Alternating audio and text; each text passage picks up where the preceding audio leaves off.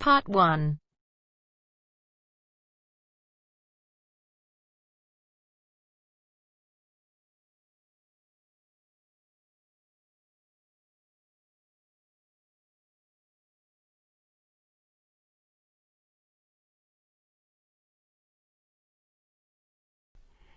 You will hear a telephone conversation between a customer and a sales assistant at a shop that rents bicycles. Now we shall begin. You should answer the questions as you listen because you will not hear the recording a second time. Listen carefully and answer questions 1 to 7. Hello, Clark's Cycle Hire. My name's Keith. How can I help you? Oh, hello. I saw your ad in the local paper, and as I'm thinking of doing some cycling, I'm wondering what kinds of bike you have and what your prices are like. Well, we hire out two main types of machine, touring and mountain bikes. Are you likely to be riding off-road, do you think? No, I'll probably be sticking to roads and country lanes, so a touring bike would be best, I think. Right, well, the rate will be £50 for a week or £14 per day. So it's a lot cheaper to rent by the week? Yes, definitely. Though it's important to bring the bike back on time. Otherwise, I'm afraid we have to charge a late return fee. And how much is that? For each additional hour, it's £1.25. So if you were a day late, it would cost another £30? Yes, that's right. I'd make sure I didn't do that then. I should also point out there's a deposit which you get back when you return the bicycle. In good condition, of course. On touring models, it's £60. Is there anything else I'd have to pay? No, that's it. Though if you're planning to ride fairly long distances, you might like to have one or two accessories. Such as? Well, for another £5, we can supply lightweight bags, either panniers or the handlebar sort. It's amazing how much they can carry, and the way they're designed means they don't get in the way when you're riding. Well, I'll see. But what about essential things like a pump and a repair kit? I wouldn't have to pay extra for those, would I? No, there's no charge for things like that. Or for a lock. It's a good strong one too. Just make sure you don't lose the key. That reminds me, what about insurance? What happens if someone steals the bike, in spite of the wonderful lock? Didn't I mention that? Oh, I should have told you that's included in the rental too. And it covers everything, does it? It covers you against theft of the bike, yes, as long as it's securely locked at the time. You'd have to pay part of any individual claim, though. How much? If the bike was stolen and not recovered, you'd be liable for the first £100. So, if I do go ahead and rent one, how do I pay? By cheque or would it have to be cash? Neither, I'm afraid. We can only accept credit card bookings. Otherwise, we'd have to ask our customers for the full value of the machine as a deposit. I've got a Visa in my name. Would that be okay? Sure.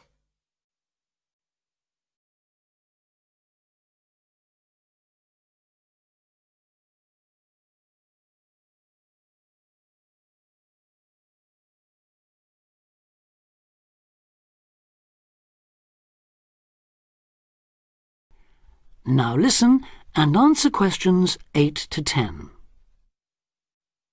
So if I want to have a look at the bikes, how do I find you? I live near the university, by the way. Right. First you take Woods Road as far as the main police station. I know it. It's right next to the park. Yes, that's it. And after the police station, there's a turning to the right called Oak Street. At the big supermarket? No, it's before then. It's actually between the police station and a garage on the other side. OK. So, you go down Oak Street until you reach the health centre on the right. If you get to a pub called the Maple Leaf, you've gone too far, all right? Yes, I've got that. Now, opposite the health centre there's a pharmacy, and we're just behind that. OK, fine. I'll try to call over sometime tomorrow. Great. See you then. Bye. That is the end of part 1. You now have half a minute to check your answers.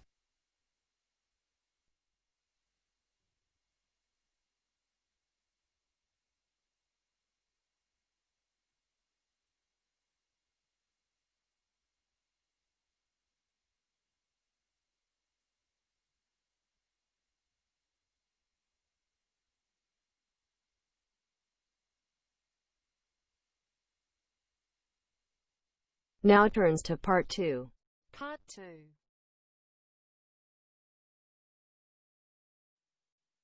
You will hear an extract from a radio programme for people who live abroad. Listen and answer questions 11 to 17.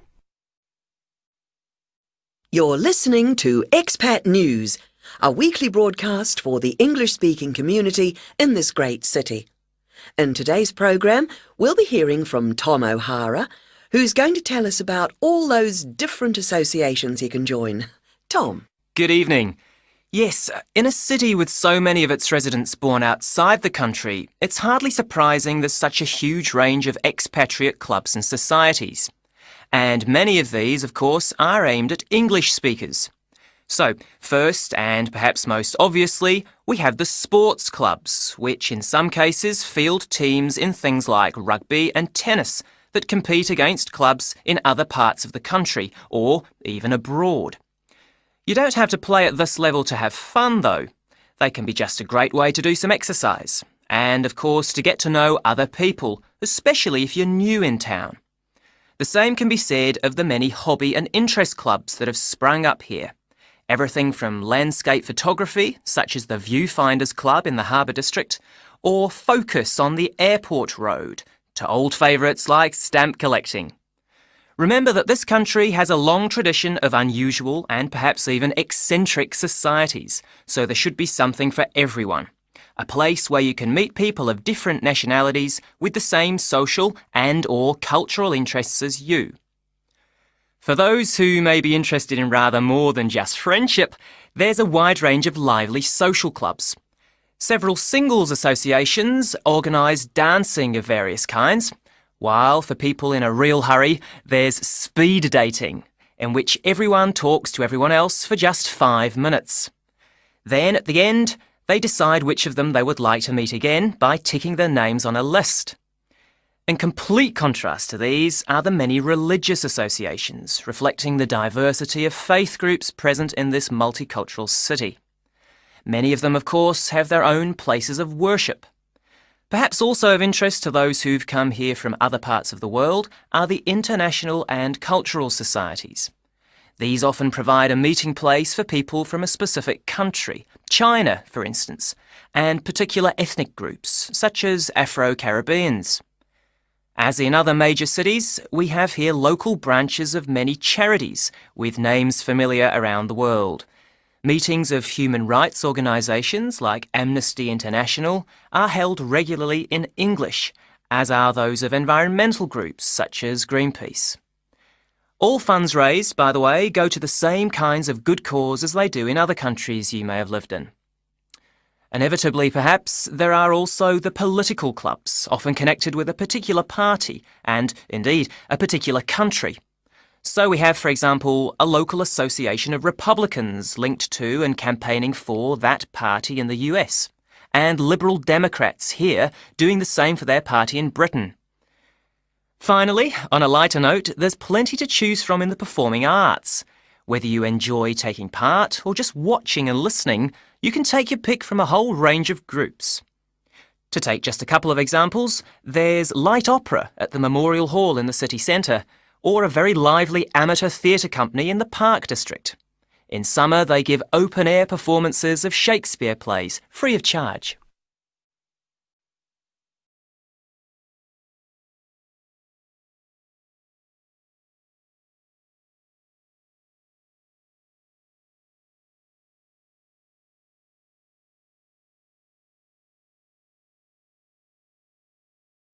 Now answer questions 18 to 20. I should mention at this point that clearly some districts have a higher concentration of English-speaking clubs than others, and that certain parts of town tend to specialise in particular activities. An obvious example would be the number of water sports clubs down near the river. Whatever the number, though, they usually have one thing in common. With the exception of a few associations linked to particular countries and supported by their embassies here, in the vast majority of cases, it is the individual members who fund them, so an entry fee or a subscription will be charged. You may be used to council-subsidised sports centres and the like in your home country, but I'm afraid that's not the case here. Assuming you can afford it then, you can be fairly sure that somewhere out there you'll find a club that caters for your own particular fascination. If it's very important to you and you intend to spend a lot of time on it, it might even determine which district of the city you decide to live in. In the unlikely event that you really can't find such a club, the solution is to try to persuade friends and anyone else you meet of the need for one. You could also use the local small ads on the internet to suggest the idea. You'll be amazed at just how many people share even the strangest interest.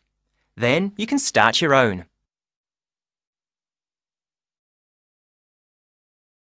That is the end of part 2. You now have half a minute to check your answers.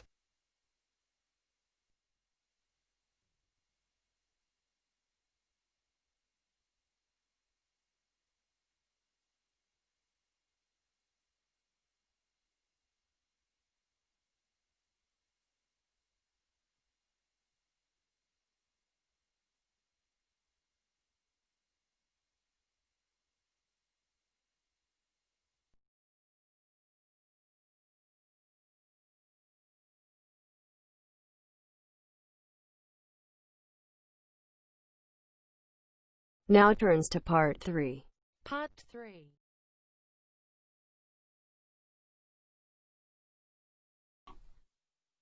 You will hear a tutor and 2 students discussing the best ways to study. Listen carefully and answer questions 21 to 25. Well, how are you both settling in? Fine. Yes, no problems. So far, anyway. Good. Remember that as your personal tutor, I'm here to help you if you do have any difficulties. Now, as you know, lectures start on Monday, so I thought we'd look at a few ways of making the most of them, especially in terms of the notes you take. Let's begin by thinking about what you can do before you even go to the lecture. Any ideas? Make sure you're up to date with all the background reading, so you know plenty about the subject already. Yes, that's essential. The lecturer will assume you have that knowledge. Anything else, Carlos? Well, check what the topic's going to be. Of the lecture, that is. I'd go a bit further than that and consider what the content may be. Then you could ask yourself some questions that you want answering and listen out for the relevant information during the lecture. Okay. Now that brings us to the lecture itself and the actual business of writing notes. But there's a lot to deal with there, so we'll come back to that later. What I'd like to do for the moment is continue with the process of note-taking and move on to the next stage. Any suggestions for what that might be? When the lecture is over, you mean? Yes, once you're able to sit down somewhere quiet with your notes. Read them? More than that, you need to make sure they'll still make sense to you weeks, months later. Edit them? Yes, that's what's needed. It's well worth spending a few minutes on it. Any missing words, anything difficult to read, things you didn't have time to jot down, now is the time to do so, while everything's still fresh in your mind. Right. And after that, when's the best time to revise them? When do you think, Carlos? I'd say just before the next lecture, in the same subject. Precisely. That's a vital time to look at them again, for obvious reasons. But it's definitely not the only time. When should you revise them again? A month later, maybe? Sooner, and much more often than that. I'd recommend you look at them again once a week. That's why it's so important they're complete and easy to follow.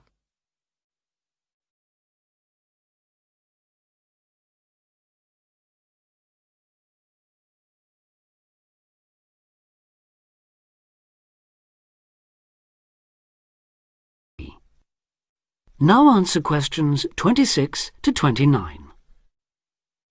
Right. Let's go back to note-taking and begin with the basics before the lecture has even started. What should you do when you walk into the room? Get a good seat, at the front if you can, where you can hear clearly and avoid distractions. Yes, though obviously others will have had the same idea, so it's as well to get there a bit early. So, when the lecture's underway and you're busy jotting things down, what should you try to ensure? That you're getting all the main points. And what if you don't catch something you know must be important? I'd leave a space. Then I could check it later, perhaps by asking a question at the end and fill it in afterwards. That's an excellent way to deal with it, yes. And there's something else I'd like to mention here. Talking about going through notes afterwards, it's absolutely vital that what you write is legible for one very good reason. It saves time. You'll waste many hours during the course if your revision is held up because you can't read what you've written. Okay, what else can we do to make listening and note-taking more efficient? Well, I always listen out for signpost words. Sorry, what are they? They're the ones lecturers use to say where they're going. A bit like a signpost at a road junction, I suppose. Things like, the first reason is, however, to sum up, and so on. Yes, they can tell you when something important is coming, and help you organize your notes, too.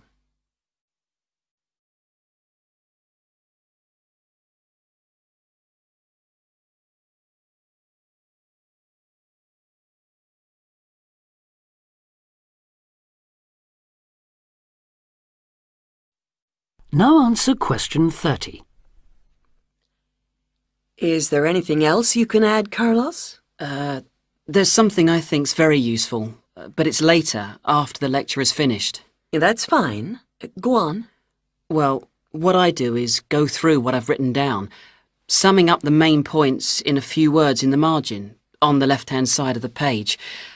I try to use words that'll jog my memory, so that I can remember what everything's about when I look at them again. Yes, that can work very well. What some people do to review their notes is cover up their full notes from the lecture, maybe with a piece of paper or a card, and concentrate just on what they've put in the margin, trying to recall the details. Then they move the cover down a little and check whether they were right.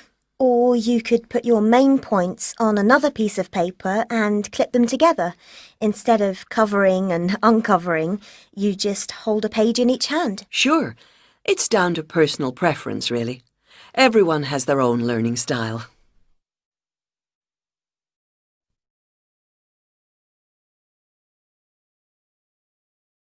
That is the end of part 3. You now have half a minute to check your answers.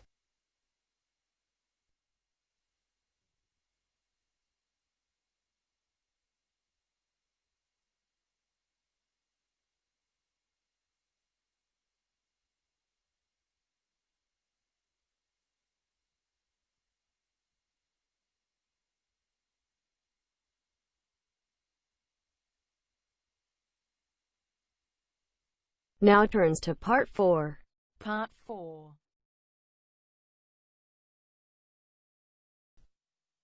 You will hear part of a lecture about a place called Cuba Pedy. Listen carefully and answer questions 31 to 36. Good afternoon. Today, we're continuing this series of talks on the development of the Australian outback with a look at Cuba Pedy, the desert town of opal mines and underground living, which lies 860 kilometres north of Adelaide and 690 south of Alice Springs.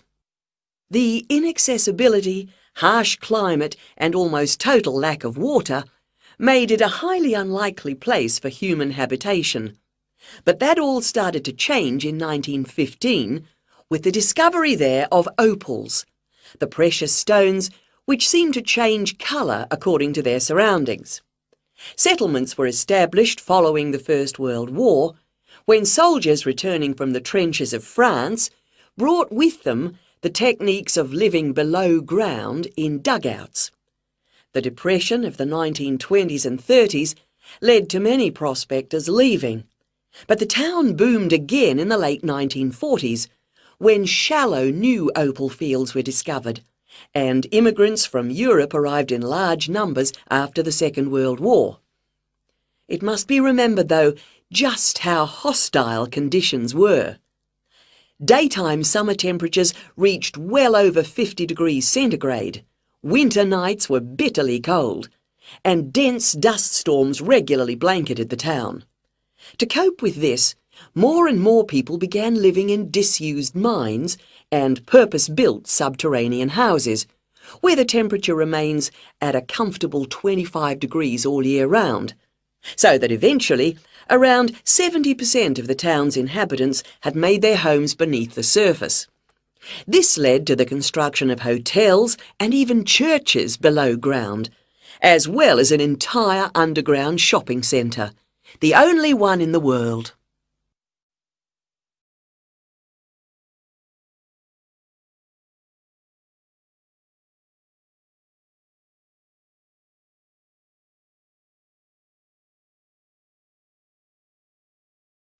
Now answer questions 37 to 40. Perhaps not surprisingly, this has now led to the emergence of a secondary industry, tourism. Increasing numbers of visitors come to see the tunnels and the caves with their ventilation shafts, the weird machines lying about in the town, and, just beyond it in the scorched red desert, the conical hills thrown up by the world's biggest opal mines. It's a logical stopping place for travellers too. The nearest town to Cooper Pedy is Woomera, in the prohibited area once used for launching space rockets. But even that is an enormous distance away. Within the town itself, there are plenty of hotel rooms and a number of ethnic restaurants. Remember that Cooper Pedy is one of the most multicultural places in Australia, with an estimated 45 nationalities represented, and its very own Opal Museum. A short distance from town, there's a section of the enormous barrier that runs thousands of kilometres across the country, the dingo fence, which is meant to keep these predatory wild dogs out of the sheep farming areas. Another attraction just outside town are the sets of various films made there, including Mad Max 3, as well as The Red Planet and Until the End of the World. Names that reflect the harshness of the terrain and temperatures there. The name Cooper Pedy, incidentally, comes from an Aboriginal expression meaning white man's hole in the ground. Next, I'd like to go on to talk about Broken Hill, another mining town, but one that... That is the end of part 4. You now have half a minute to check your answers.